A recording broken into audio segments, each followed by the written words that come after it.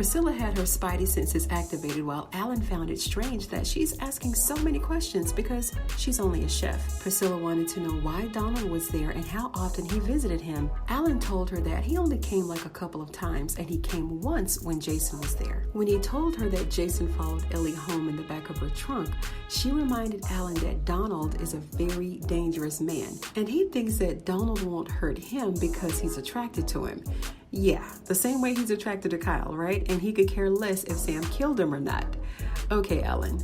Priscilla found it quite strange that Donald never announces when he comes over. She just didn't feel right, so she told Allen to put his shoes on. She grabbed her piece and they got ready to head out. He thinks that Priscilla is being overdramatic, and as dramatic as it all is, he's still putting them shoes on.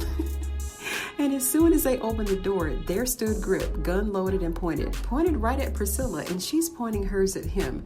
And that was the end of that scene for like the entire rest of the finale, so we won't find out what actually happened until season 4. Now let's move on over to the Hallsons. And this is the most intense that we've seen their household since Barrett was left on the dining room table with his veins pumped full of shrooms and PCP. And Nancy's worried because Barrett is out there all in the wilderness by himself and everyone else is there at the house, safe and sound. On the last episode, Barry got a little fresh with Richard, so Richard had to give him that James Evans farewell. He told him to get out. And Nancy wanted to know why Richard allowed Kareem to stay in his house after he was disrespectful to Richard several times, but he couldn't show any grace for Barry. So to make Nancy feel better, Richard got on the phone. He tried to call Barry, but Barry didn't answer the phone. He told Richard that he was a soldier and he's going to keep everybody safe. And yes, Richard was a soldier in the U.S. Army, and he's also a soldier in the Army of the Lord. Oh yes, that's right. His gospel stage play Sanctiied is on tour, and our next stop is Warner Robins, Georgia. So if you're in Warner Robins, Macon, or the surrounding areas, and you love gospel stage plays, come on out and join us on April the 9th.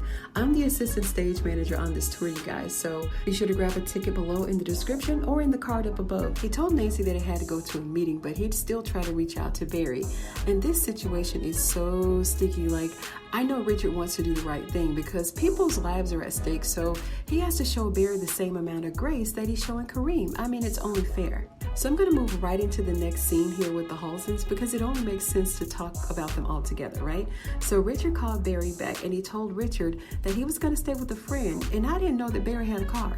Is that Richard's car? It's got to be Richard's car because Barry ain't got no car. He told Barry that he had this meeting to go to and to go home because he wanted everybody there together. He wanted Barry to kind of be the man of the house because, you know, Nancy was worried about him. And when he brought Nancy into the fold, Barry broke down and he agreed to go back home. He called Nancy back and told her the good news, and he also told her to tell Sharon to keep Barry calm. Now, what did Richard mean by this? Like, what does he mean, keep Barry calm? We know that Barry's got a hot head, a loose cannon, especially when it comes to Sharon. And one of my subs here made a comment. She said that Richard wanted Sharon to keep Barry calm, not seduce him. And I concurred because it looks like Sharon trying to push up on Barry, not talk to him, stroke his ego, none of that. She looked like she's trying to stroke something else. So while she's trying to turn Barry on, Kareem suddenly has to go to the little boy's room. And I guess Gail is with him because he needs to show him where the restroom is. I hope that's why he's tailing behind him like that. But let me just take a quick moment and commend Barry right here because Barry told his dad he was going to go home. He was being respectful. He was headed upstairs, minding his business. But then Sharon's trying to jump his bones. And he told Sharon that she needed to make her mind up. So Barry tried. I mean, he really tried. So good job, Barry. Dale showed him where the restroom was, and Kareem was actually ready to leave. He really ain't feeling staying up there in the house with Barry, but Dale convinced him to just shut up and use the bathroom. And if y'all watch Ruthless, in the last episode last week, Dale's parents were killed by a Rakadushi member, so they're gone. And I'm not really sure how Dale is going to feel about this when he finds out because they didn't approve of his lifestyle and they really couldn't accept the fact that Dale is gay, nor did they come and see about Dale when he got shot. So he may just not even have a reaction because the relationship with his parents has been strained for quite some time now. Now let's move on to Donald and Hunter. He told Donald what Victoria did, and he told him that he couldn't believe that she actually did it. And at this point in the game, nothing that Victoria does should surprise Hunter. Nothing. He cried for Jason, he feels for Jason, and he's just going through it. He told Donald that he couldn't stay in the same room with her and that he needed to move to a different room. And I don't blame Hunter. I mean, I'd be a little uneasy too, sleeping next to someone who killed their only son. And Donald was very empathetic, understanding and asking Hunter if he needed anything. And Hunter told him they needed some coke and some cooch. Hunter don't stop. Like, he's horrible. This is why everyone on the Oval is scared for their lives and losing their lives because Hunter can't keep his pants zipped. Donald told him that he needs to stop drinking, and I couldn't agree with him more. Hunter needs some saltpeter. Hunter needs some saltpeter. That's all I'm going to say. Now, if you know what saltpeter is, drop me a comment below. He told Donald to find out how Victoria actually killed Jason and to find Kyle and Grip. I did a video on Hunter finding out what really happened to Jason, and if you missed it, shame on you.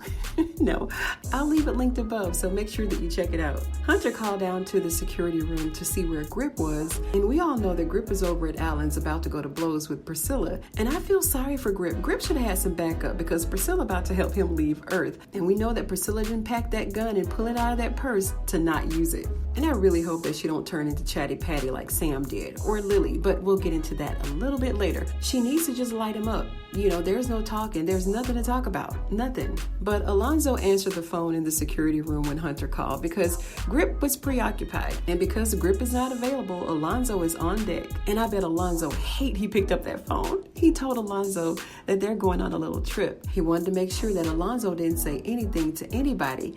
And he also grilled him about if he knew how Grip operated and what his role was. He wants Alonzo to get him out of the White House the same way that Grip does. And I don't know, for some strange but odd reason, I really like this scene because I kind of felt sorry for Hunter. This man can't go nowhere. This grown man, I mean, here we see Alonzo getting suited up. He knows what to do. Everybody's on the same page, right? I don't know, call me weird, but I just had a split-second moment of compassion for this creep. So after Donald left Hunter's office, he went into Victoria's room to fake find out what really happened to Jason.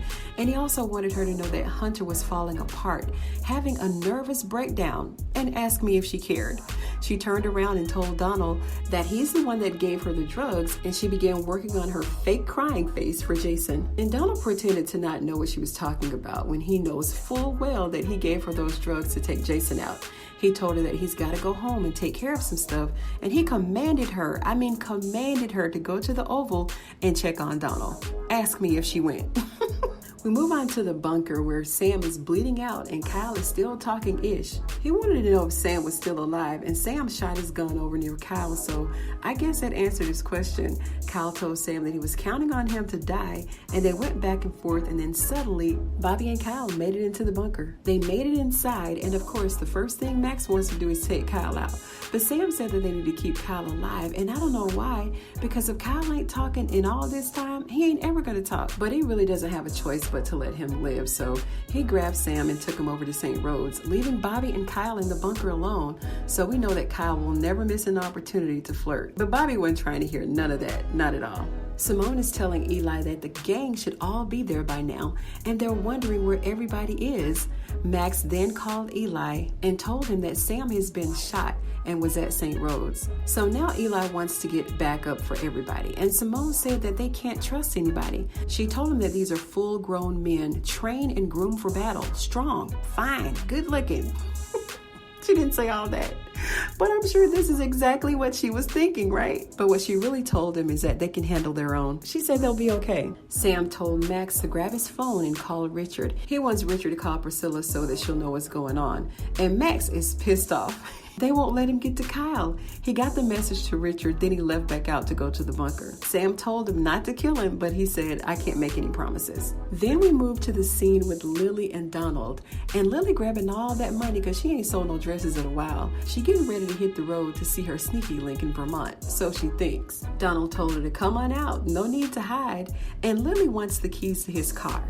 So I'm like, Lily, you done came all the way from the hotel, stole Donald's money from the safe, headed to see some other trigger, and you ain't got no ride. Lily!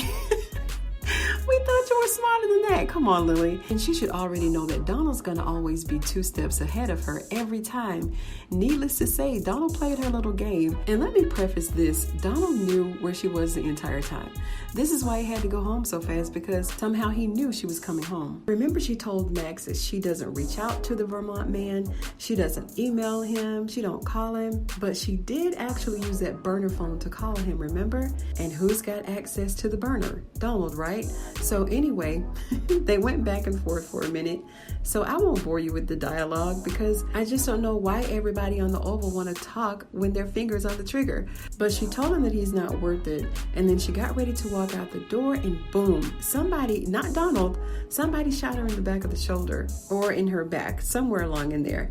Then Lily took her gun and shot Donald twice. And now he's down for the count. Now finally, if y'all are wondering where Hunter and Alonzo skedaddle off to, they went on a little field trip to the Hallson residence where everybody's supposed to be so safe, right? Dale was on his phone looking at the news of Jason being dead. Then they made a comment about how bad of a father Hunter is. And then he walked in and said, "Am I that bad?" End scene. I hope that you enjoyed this video. If you did, give it a thumbs up. You know I'd appreciate it. And if you're an Oval fan, go ahead and sub to this channel because I do video breakdowns like this all the time. Thank you so much for joining me on today's episode of Ruthless TV, and I'll see you on the next one.